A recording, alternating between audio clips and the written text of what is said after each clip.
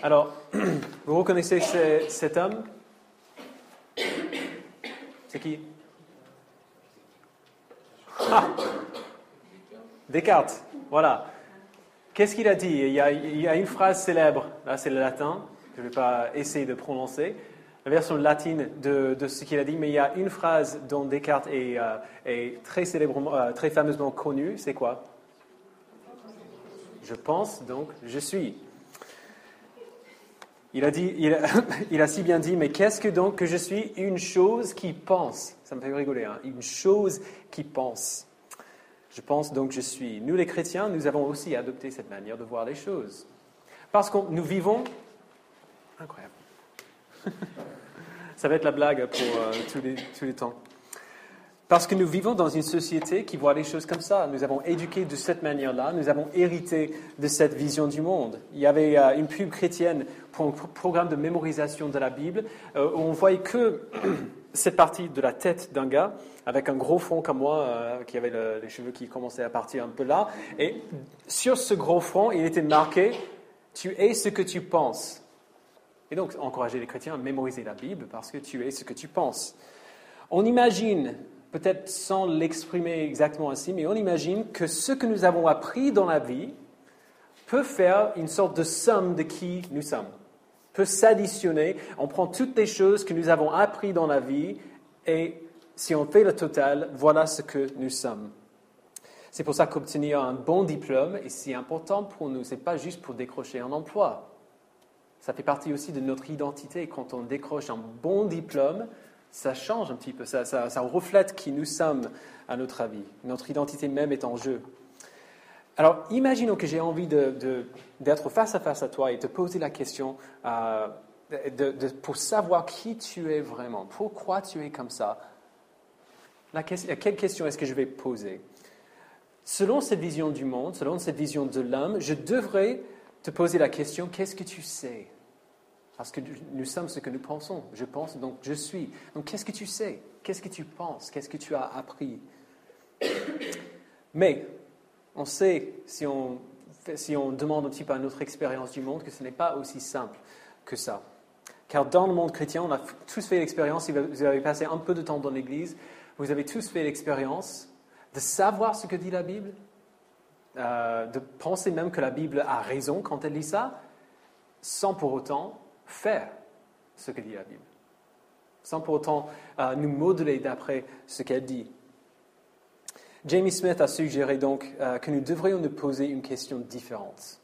Si je veux vraiment savoir qui tu es et pourquoi tu es comme tu es, la question que je devrais te poser n'est pas qu'est-ce que tu sais ou qu'est-ce que tu penses, mais qu'est-ce que tu veux?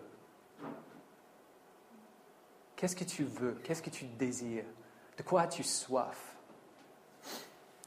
Voilà le sens dans lequel Paul va nous amener aujourd'hui. Il va nous parler de ce qu'il appelle le vieil homme, pas dans le sens masculin, féminin évidemment, il ne parle pas uniquement des hommes ici, mais dans le sens de qui nous étions avant de rencontrer Jésus-Christ. Et il va parler du nouvel homme. Il va parler de la manière de vivre et de penser et d'être du vieil homme d'abord, et puis du nouvel homme. Et ensuite, il va nous dire que puisque la communauté chrétienne doit être faite de plein de nouveaux hommes et de nouvelles femmes, voici à quoi ressemblera la vie d'une telle communauté. Puisque nous sommes censés être une communauté remplie d'hommes nouveaux et de femmes nouvelles, voici comment nous devons nous comporter si nous voulons refléter la mission que Dieu nous a donnée, qu'on voit depuis plusieurs semaines maintenant dans cette lettre. Et tout ce qu'il va dire jusqu'à la fin de cette lettre d'ailleurs va couler de cette même source. Maintenant que vous savez qui vous êtes en Christ et la mission qu'il vous a donnée dans ce monde, voici comment accomplir cette mission. Voici comment vivre comme vous êtes. Alors, il va commencer par le vieil homme. Voyons-le ensemble de nouveau au verset 17. Voici donc ce que je dis et ce que j'affirme dans le Seigneur. Vous ne devez plus vous conduire comme les non-croyants qui se laissent guider par la sottise de leurs pensées. Alors c'est fort, on va y revenir. Ils ont l'intelligence obscurcie. Ils sont étrangers à la vie de Dieu à cause de l'ignorance qui est en eux, à cause de l'endurcissement de leur cœur. Ils ont perdu tout sens moral et ils se sont livrés à la débauche pour commettre avec avidité toutes sortes d'impuretés. Alors c'est dur. C'est quand même violent contre les non-croyants. Et donc, qu'est-ce qu'il veut dire par cela? Si on demande où est le centre de l'être humain, où se trouve en quelque sorte le tableau de bord de l'être humain, on dirait souvent l'esprit ou le cerveau, parce que je suis ce que je pense. Je pense, donc je suis. On imagine que peut-être le centre de l'être humain, c'est l'esprit, c'est l'intelligence. Encore, c'est la vision de l'être humain comme une chose qui pense. Mais selon la Bible, le centre de l'être humain n'est pas l'esprit, n'est pas l'intelligence, mais le cœur. Le mot cœur est traduit en français du mot grec cardia, ce qui veut dire le cœur, ou encore plus littéralement les tripes. Le centre de l'être humain est le cœur. Alors, quand Paul dit des choses si dures à propos des non-croyants, la sottise de leurs pensées, l'ignorance qui est en eux, si vous n'êtes pas croyant aujourd'hui et vous entendez ces choses, ne soyez pas offensés, il parle de tout le monde, pas uniquement de vous. Il ne parle pas des facultés mentales. On est d'accord que les non-croyants, comme les croyants, peuvent être intelligents, peuvent être des génies, peuvent être extrêmement intelligents. Il ne parle pas des capacités intellectuelles, et on le sait parce qu'il nous dit quelle est la cause de ces pensées obscures, la cause de cette ignorance.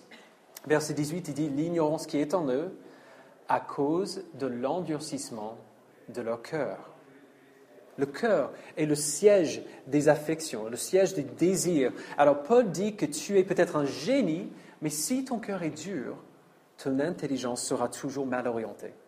Ce n'est pas qu'elle ne sert à rien. Évidemment, on vit les bienfaits de l'intelligence des personnes qui ne sont pas croyantes tous les jours.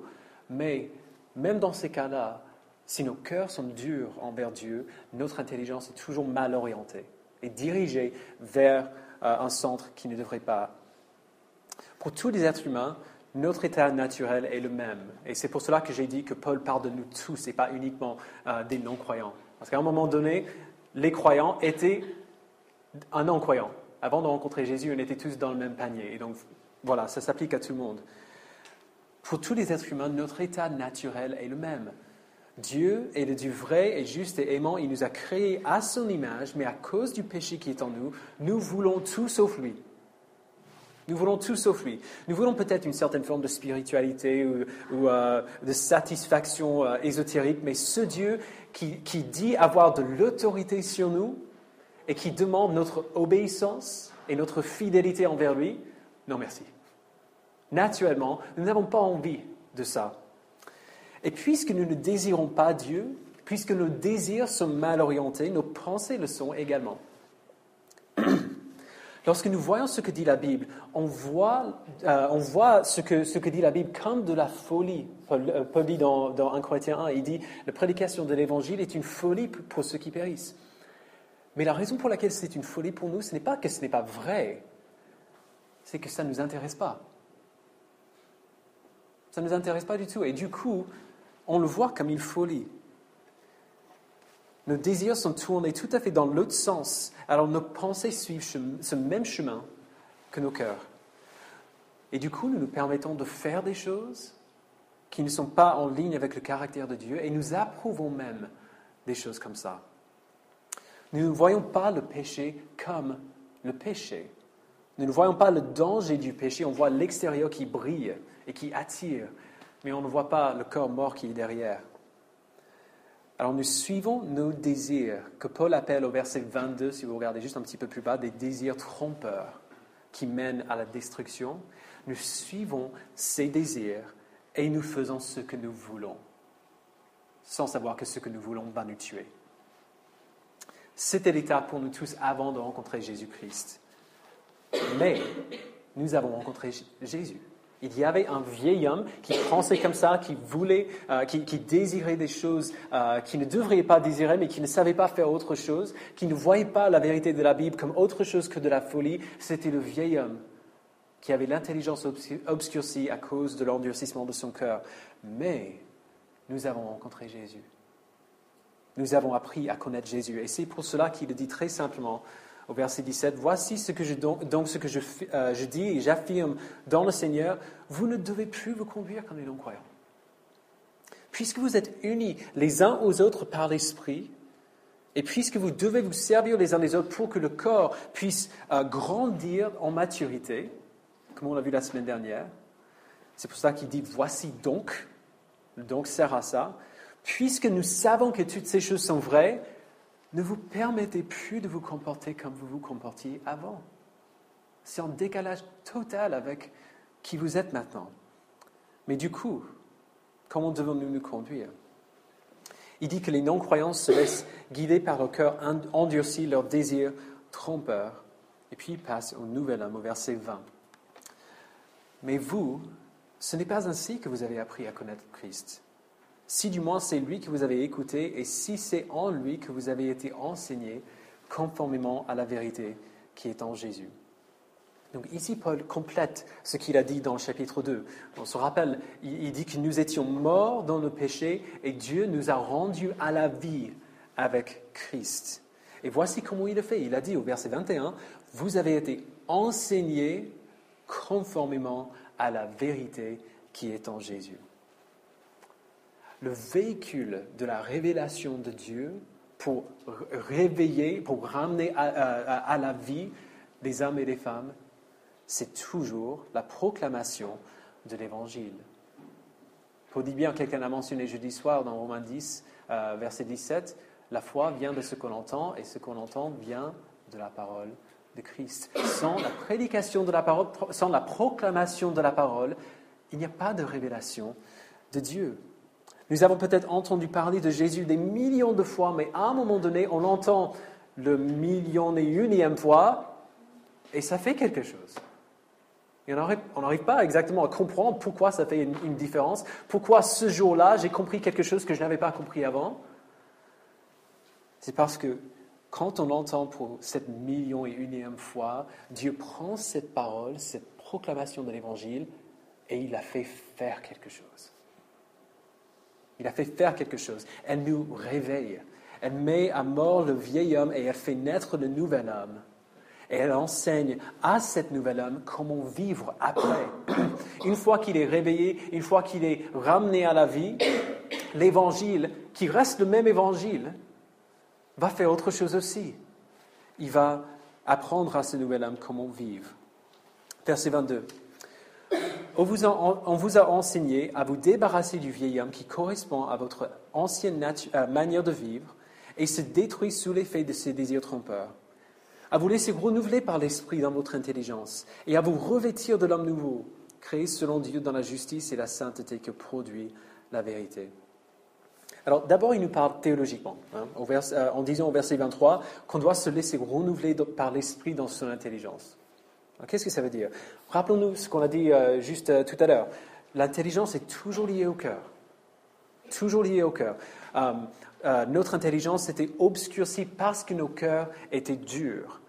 Alors, quand on a rencontré Jésus, l'Esprit de Dieu est entré en nous et par l'Évangile, il a changé nos cœurs. Ézéchiel le dit dans Ézéchiel 36, « Je vous donnerai un cœur nouveau, j'ôterai de votre corps le cœur de pierre et je vous donnerai un cœur de chair. Je mettrai mon esprit en vous et je ferai en sorte que vous suiviez mes commandements et que vous pratiquiez mes lois. » Il nous donne des cœurs qui ne sont plus durs à ce qu'il dit. L'Esprit va prendre les désirs qui étaient en nous, des désirs trompeurs, des désirs mal orientés. Il va les réformer, il va les réordonner, ce qui nous permet à nos pensées de suivre le même chemin. Sans que nos désirs, sans que nos cœurs soient tournés vers Dieu, nos pensées seront toujours obscurcies parce qu'ils seront toujours dirigés vers autre chose que la lumière. Mais dès que Dieu commence à changer nos cœurs, à changer nos désirs pour orienter nos désirs vers lui seul, nos pensées du coup sont libres pour suivre le même chemin. Nous apprenons de l'Évangile qui nous dit que nous sommes rachetés par le sang de Jésus, que nous sommes pardonnés et adoptés par Dieu. Vous voyez, quand Dieu nous sauve, il ne nous donne pas simplement un nouveau cœur pour enfin désirer ce qu'il faut. Et d'ailleurs, la liberté chrétienne, quand on parle de la liberté chrétienne, souvent on ne comprend pas ce que ça veut dire parce que Dieu nous dit de ne pas faire certaines choses. Ça n'a pas l'air d'être la liberté. La liberté chrétienne n'est pas de pouvoir faire tout ce qu'on veut faire, c'est la liberté de vouloir enfin ce que nous devrions vouloir. Et donc l'Esprit fait ça en nous. Il nous donne un nouveau cœur pour enfin pouvoir désirer ce qu'il faut, mais il nous donne aussi un nouvel esprit pour comprendre ce qu'il faut. Il nous donne une nouvelle identité pour aller de pair avec ce nouveau cœur qu'il nous donne. Nous ne sommes plus qui nous étions avant. Il y a un avant Jésus, le vieil homme, et un après Jésus, le nouvel homme. Et Paul nous dit que maintenant que tout cela est vrai pour nous, notre travail commence. On doit se revêtir de l'homme nouveau. L'homme nouveau, rappelons-nous, c'est la personne qui a ce cœur transformé pour désirer Dieu et l'intelligence renouvelée pour comprendre Dieu. Mais il dit qu'on doit se revêtir de l'homme nouveau. Vous avez déjà vu ces dessins animés où un personnage va se réveiller le matin, il y a une alarme qui sonne, et le lit va carrément faire comme ça, le faire sauter du lit, il rentre dans une machine qui lui lave les dents, qui lui lave les cheveux et tout ça. Il passe dans un toboggan et quand il sort du toboggan en bas, il est habillé. Il n'est plus en pyjama, il est habillé propre et prêt à partir. On est d'accord que ce n'est pas comme ça que ça marche en réalité? Ce serait chouette, mais normalement, tous les matins, il faut qu'on s'habille, il faut qu'on se lave les dents, il faut qu'on se lave les cheveux, et ainsi de suite. Paul nous a dit que nous sommes en Christ. Il nous a dit qui nous sommes en Christ, des enfants adoptifs de Dieu. Et maintenant que toutes ces choses sont vraies pour nous, il nous dit de ne pas imaginer que le fait de vivre comme un enfant adoptif, de se comporter comme un enfant adoptif, se fera tout seul. Il n'y a pas de toboggan par lequel on peut passer pour faire en sorte que ça se fasse tout seul, que nous comportions naturellement comme un homme nouveau. Il y a encore les braises du péché qui sont en nous, qui sont dans nos cœurs, les restes de ces anciens désirs trompeurs. Et le pouvoir du péché, le péché n'a plus de pouvoir déterminant pour nous. Il ne peut plus nous forcer à faire quoi que ce soit. On n'est plus esclave du péché. Le seul pouvoir que le péché a encore aujourd'hui, c'est le pouvoir de nous faire oublier qui nous sommes. Que nous sommes des enfants adoptifs de Dieu, ses fils et ses filles adoptifs. Et à chaque fois que nous oublions qu'est-ce qui se passe, on retourne à nos désirs trompeurs d'avant. On découvre qu'on a encore un petit peu envie de ce qu'on voulait avant. Et donc, Paul nous dit, luttez contre ça. Débarrasse-toi du vieil homme. Tu n'es plus qui tu étais. Ne retourne donc pas à ce que tu faisais avant. Ne retourne pas à ce que tu voulais avant. Ce sont des désirs trompeurs. Fais tous tes efforts pour vivre comme l'homme nouveau que tu es. Alors, voici ce qui se passe. On a l'homme ancien qui est mis à mort et dont on doit faire tous les efforts pour nous débarrasser de lui tous les jours. Et on a le nouvel homme et il faut faire tous nos efforts pour nous revêtir de l'homme nouveau. Même si, en Christ, de manière spirituelle, le vieil homme est déjà mis à mort et le nouvel homme est déjà qui nous sommes. Il y a une réalité spirituelle et puis il y a une réalité pratique. Et Paul dit, maintenant que vous êtes sauvés, maintenant que cette réalité spirituelle est vraie pour vous, faites tous vos efforts pour que la réalité pratique aille dans le même sens. Devenez qui vous êtes. Devenez qui vous êtes. Alors maintenant, au verset 25, Paul va retourner à l'application qu'il a commencé au début du chapitre 4. Il dit, vous êtes des hommes nouveaux, des femmes nouvelles, et l'Église, ce n'est rien de moins qu'une communauté entière remplie d'hommes et de femmes nouveaux. L'Église, c'est un groupe de personnes qui sont tous appelés à faire la même chose, à vivre comme ça, à se débarrasser du vieil homme et à se revêtir de l'homme nouveau. On a vu au chapitre 3 que Dieu nous a donné une mission en tant qu'Église, si vous vous rappelez bien. La mission de montrer au monde la gloire de Dieu par la vie de la communauté. Par la manière dont nous vivons ensemble, montrer la gloire de Dieu au monde.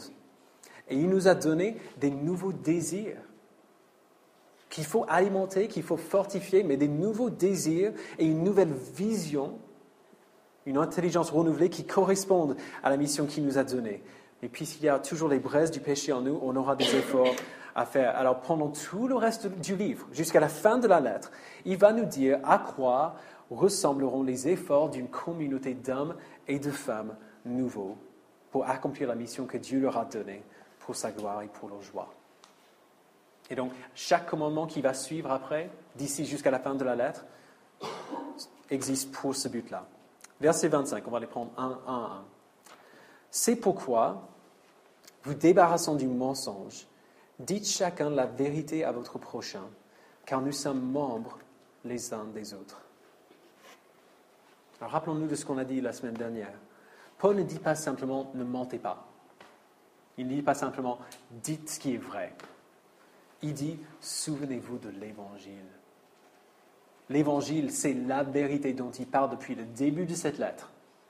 Évidemment, on est appelé à dire la vérité quand on voit quelque chose qui ne va pas, quelque chose où notre frère ou notre sœur sont en train de sombrer dans le péché. On a une obligation, une responsabilité de le dire dans l'amour.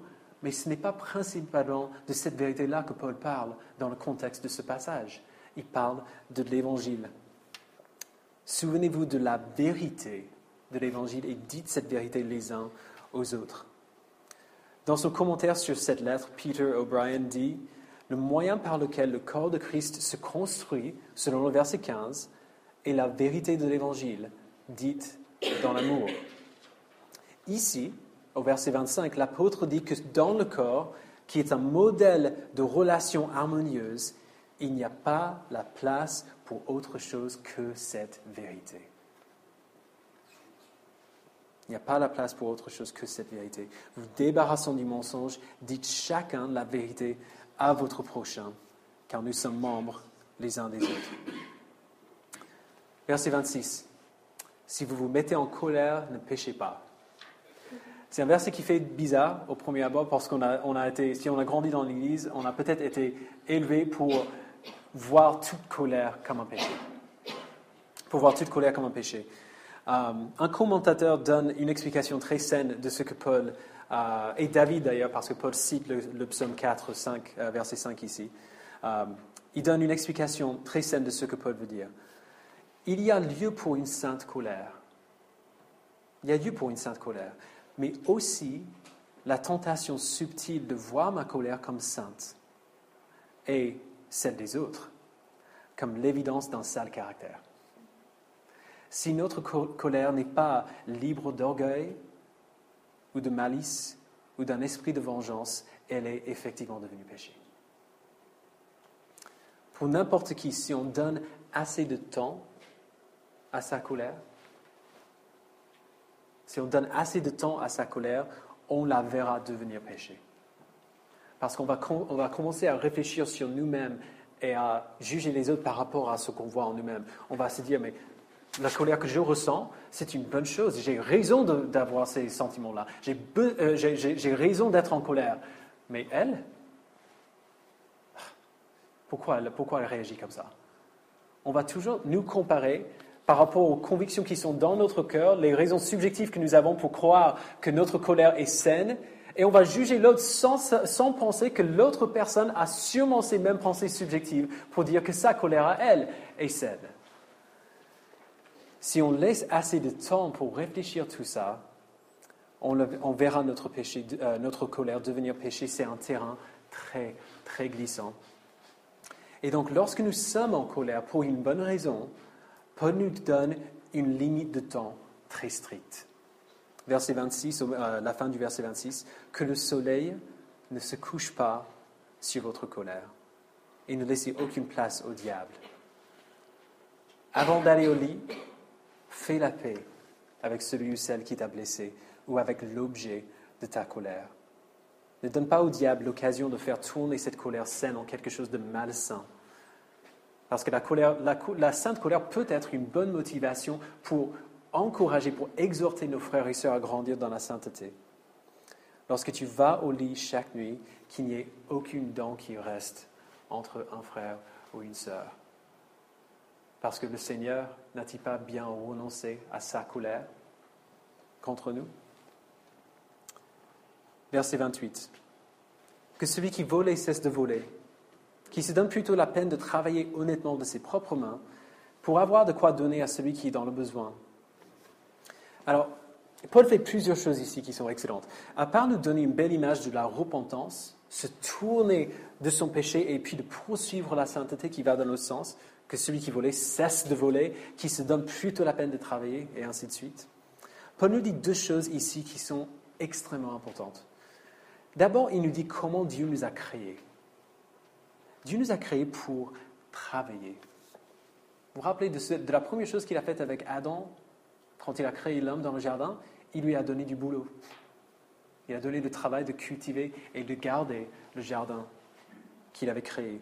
Il nous a créés pour être heureux, pour être épanouis, pour être satisfaits par la vie qu'il nous donne lorsque nous travaillons honnêtement avec nos mains pour la gloire de Dieu.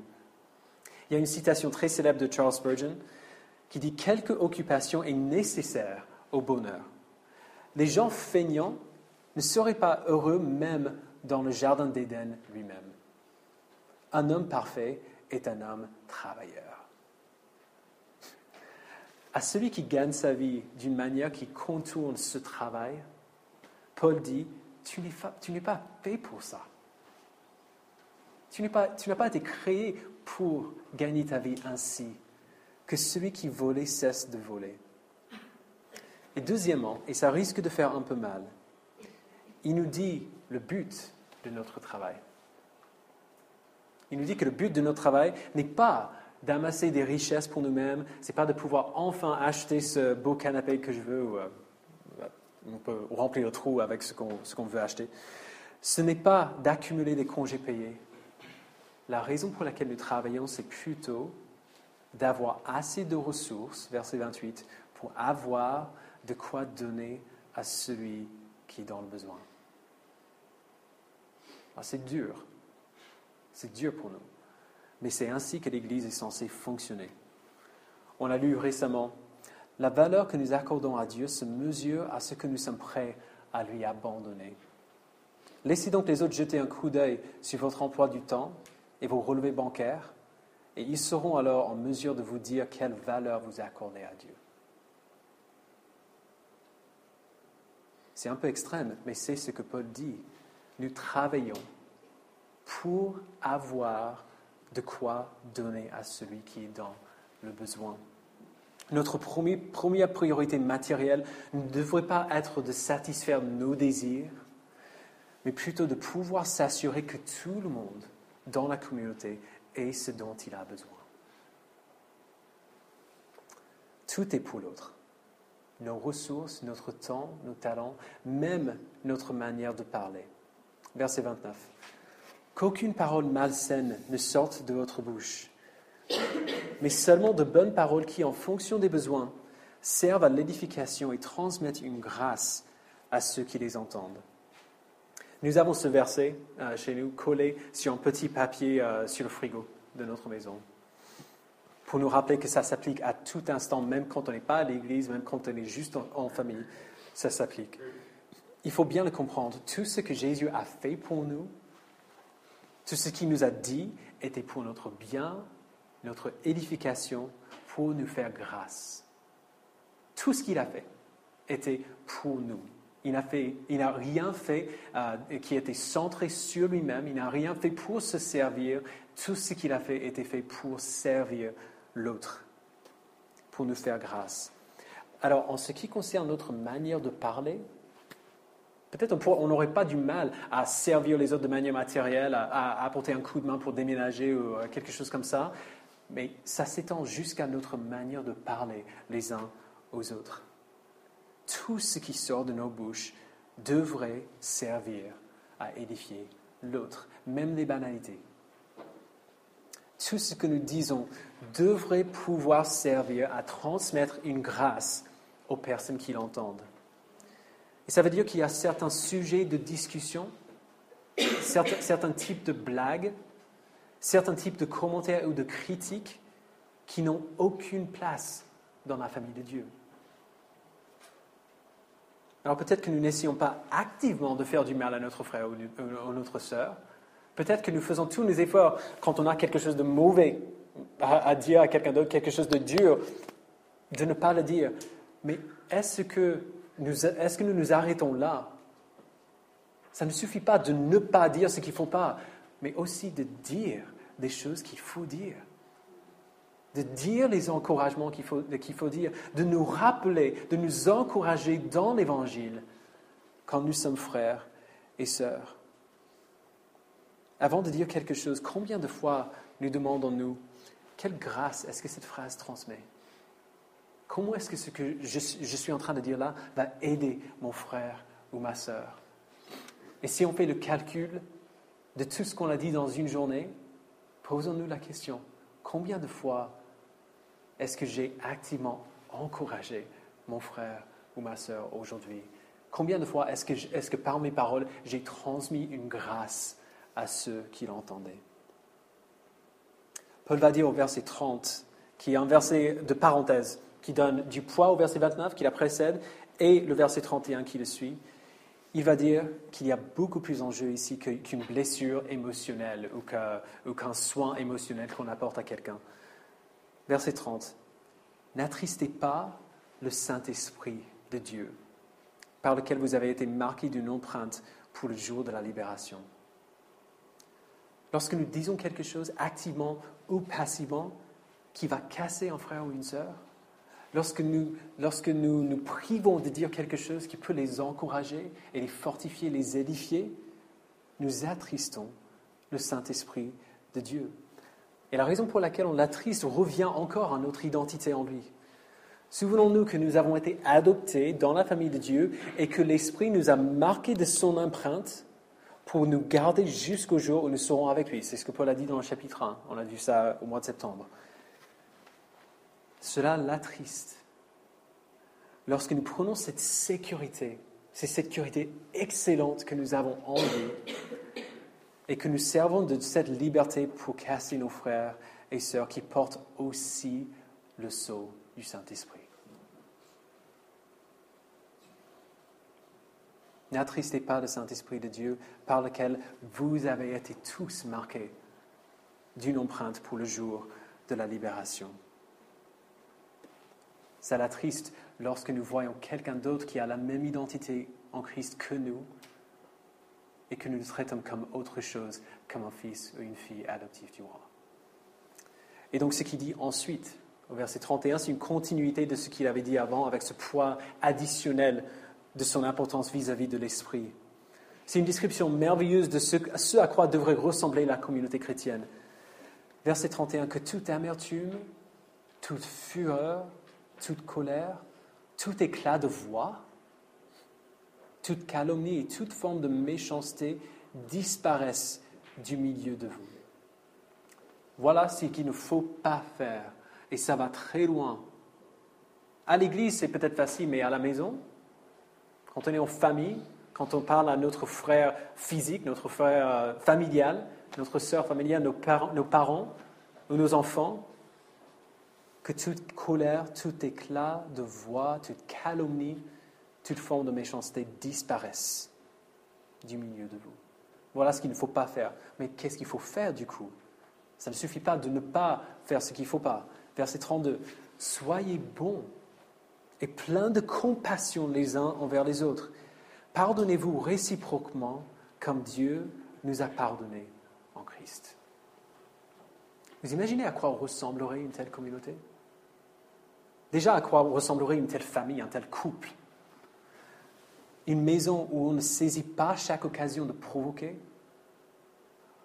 de faire la compétition avec l'autre, de gagner le débat, mais où on est plutôt bon, plein de compassion les uns envers les autres, où on ne dit pas chaque frustration dans le moment même, mais où on prend le temps de considérer si cette frustration est bien fondée, et si oui, comment l'exprimer avec amour pour édifier la personne qui est devant nous, où on prend soin les uns des autres, où on pardonne les uns des autres comme Dieu nous a pardonnés en Christ. Alors maintenant, imaginez à quoi ressemblerait une communauté entière remplie de familles, de couples, d'hommes et de femmes qui vivent ainsi. Qui ne voudrait pas vivre dans un tel endroit? Dieu nous a créés pour cela. Quand Dieu nous donne des commandements, ce n'est pas juste « ça me plaît, et voici ce qui me plaît et voici ce qui ne me plaît pas ». Il dit « voici comment je vous ai créé ». Les commandements de Dieu ne sont pas donnés pour que nous gagnions notre salut, ils sont donnés comme des lignes de conduite pour apprendre à vivre tel que Dieu nous a créés. On est d'accord qu'une machine dont on se sert de manière qui est contraire à ce qui est marqué dans le manuel d'instruction, si on essaie de faire quelque chose avec une machine qu'elle n'a pas été créée pour faire, ça va mal se passer. Si on essaie d'accélérer une voiture avec le frein, ça marche mal. Si on essaie d'accélérer sans mettre en route l'embrayage, ça va casser. Nous avons été créés pour fonctionner d'une certaine manière et Dieu sait ce qu'il fait quand il nous dit « voici ce qu'il faut faire, voici ce qu'il ne faut pas faire ». Il nous dit comment il nous a créés, comment nous pouvons être satisfaits par la vie qu'il nous a donnée en lui, par Jésus-Christ. Et donc, même sans le savoir, quand Paul dit au verset 31, quand il dit au verset 31 que toute amertume, que toute fureur, toute colère, tout éclat de voix, calomnie, méchanceté disparaissent du milieu de vous, soyez bons et pleins de compassion les uns envers les autres, pardonnez-vous réciproquement comme Dieu nous a pardonné en Christ. Quand Paul dit tout cela, il dit « voici ce que vous devriez désirer, car voici comment Dieu vous a créé ». Et du coup, on revient au début.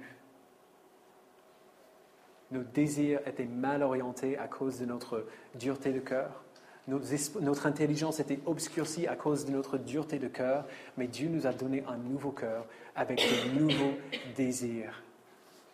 Et parfois, on a du mal à faire la part entre les nouveaux désirs et les anciens désirs trompeurs. Alors Dieu nous donne sa parole pour nous indiquer ce que nous devrions désirer, quels désirs alimenter et quels désirs contre lesquels il faut lutter. C'est ainsi que l'Évangile nous transforme.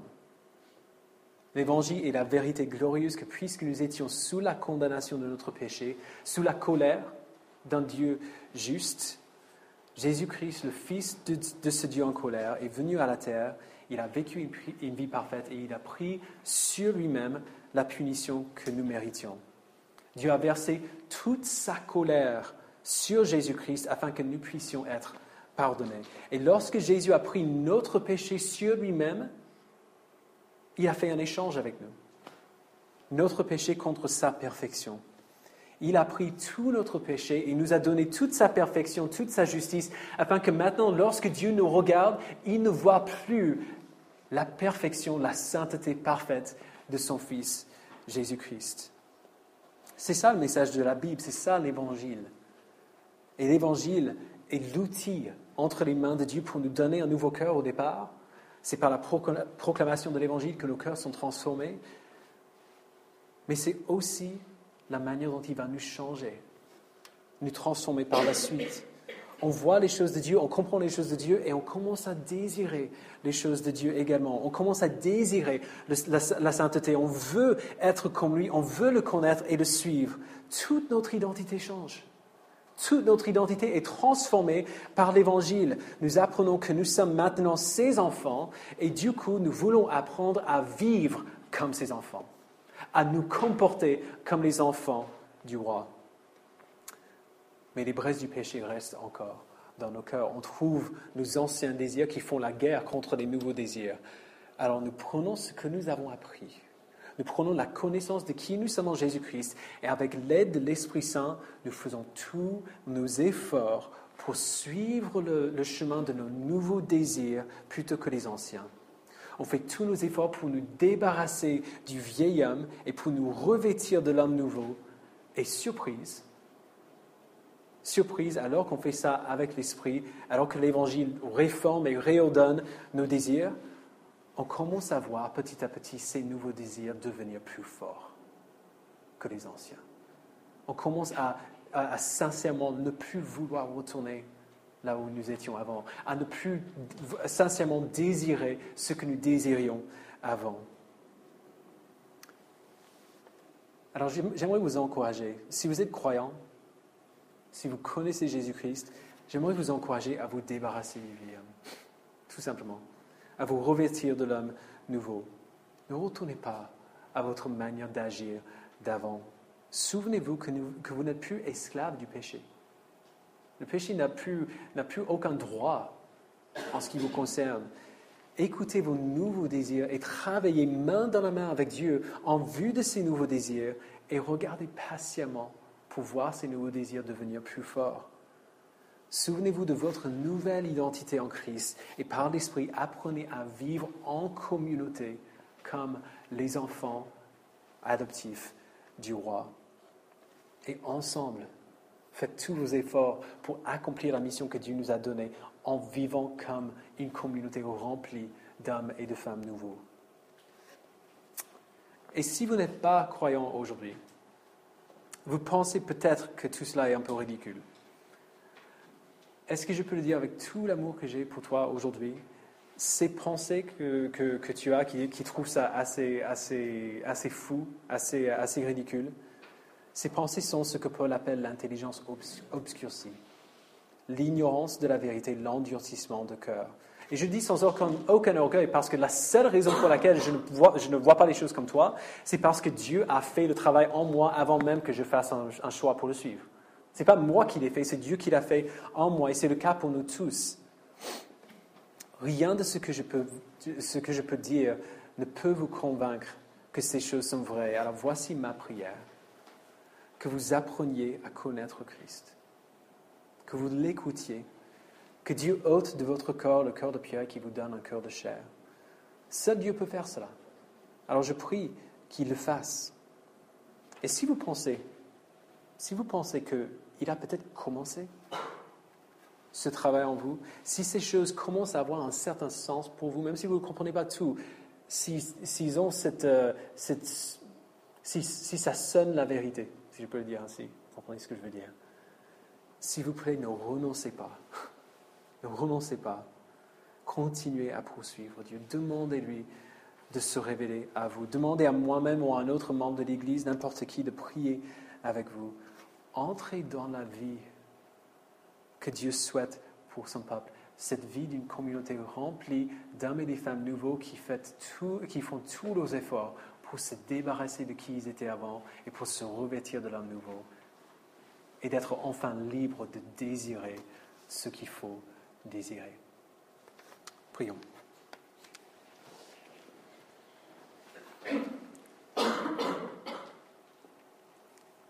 Père, je te remercie pour la vérité que tu nous as dite, que tout ce changement qui est en nous, qui a eu lieu en nous, n'avait rien à voir avec nous. Que tout ce qui est en nous, en Christ aujourd'hui, vient de toi du début à la fin. Ce n'était que la grâce.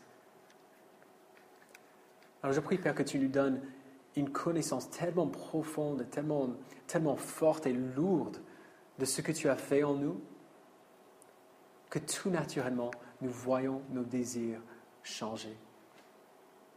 Aide-nous, Père, à comprendre que nous ne sommes pas des choses qui pensent, mais que nous sommes plutôt des choses qui désirent. Apprends-nous à renoncer aux désirs trompeurs du vieil homme et à poursuivre les nouveaux désirs que tu mets en nous par ton esprit quand il nous a donné un nouveau cœur. Donne-nous de poursuivre ces choses, de nous débarrasser du vieil homme, de nous revêtir de l'homme nouveau, de faire tous nos efforts pour agir comme cet homme nouveau au sein de la communauté et que par la vie ensemble de la communauté, que nous puissions montrer au monde ta gloire, ta sagesse et ta bonté. Tu nous appelles à cette mission, mais nous avons besoin de toi pour pouvoir l'accomplir. Alors donne-nous, Père, la force et la capacité de voir les choses comme ça, de désirer ce qu'il faut désirer, d'alimenter ces désirs qui sont de toi et de renoncer aux désirs trompeurs de la chair. Nous avons besoin de ton esprit, mais nous avons confiance en toi que si tu as commencé en nous cette bonne œuvre, tu la rendras parfaite pour le jour de Jésus-Christ. Merci, Père. Au nom de ton Fils. Amen.